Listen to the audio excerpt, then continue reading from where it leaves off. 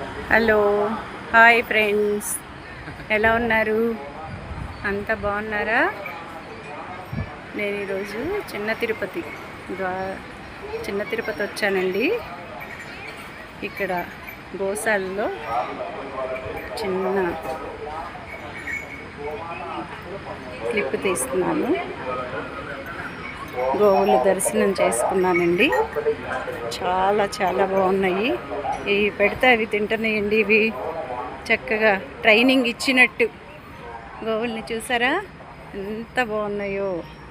Wow, క్యూట్గా భలే ఉన్నాయండి.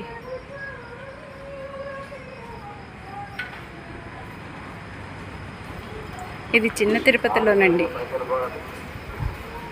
తమ్ముడు